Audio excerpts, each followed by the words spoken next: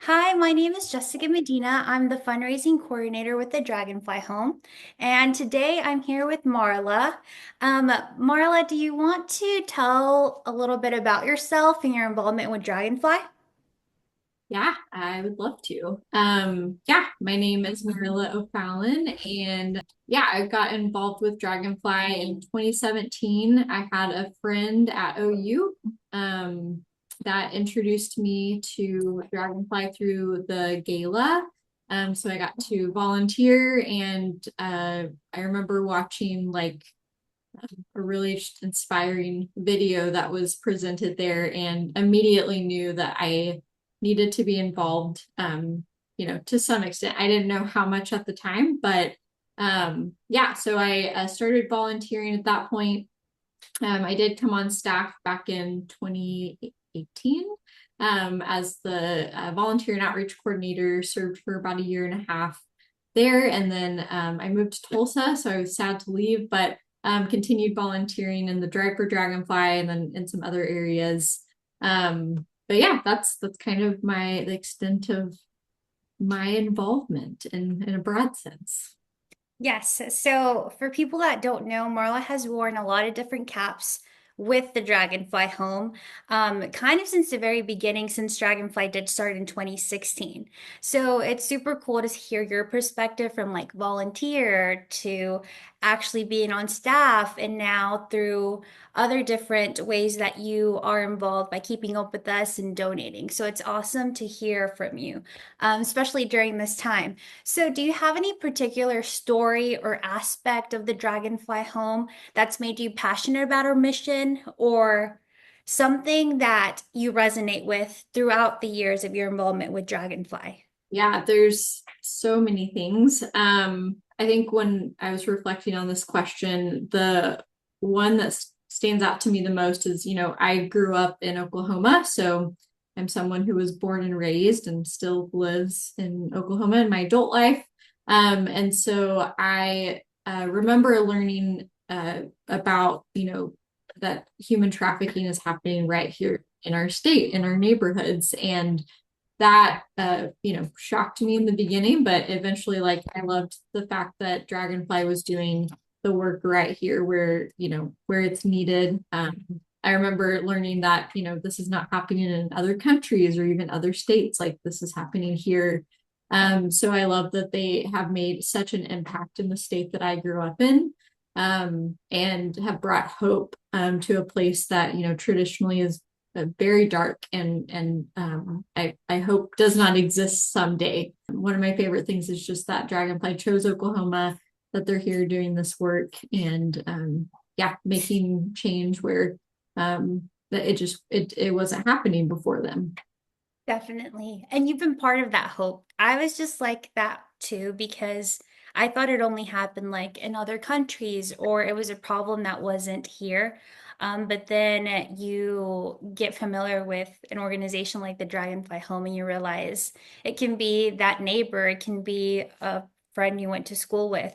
It can be somebody very close to home. So yes, we can definitely also resonate with that. One thing about you that I like to share is that you have all of the creator of like Drive for Dragonfly, which also during December, which also has made like a huge impact in the past years.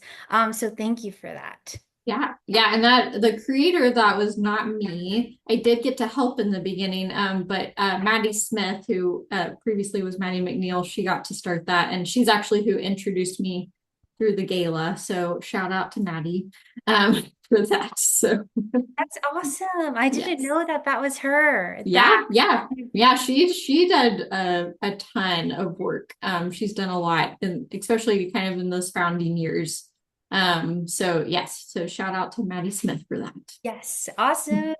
Okay, now the next question, Marla, is how being involved with Dragonfly changed your perspective on human trafficking? You kind of touched on this a little bit, but anything else that you would like to share on that? Something that stands out to me, and I think just because we're in the holiday season, is something I got to learn since I was on the admin side.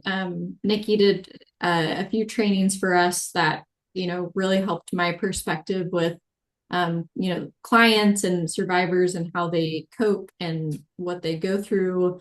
And something that I remember she mentioned were like holidays are really hard for survivors, and how Dragonfly is actively working to like kind of restore the joy of the holiday season for them.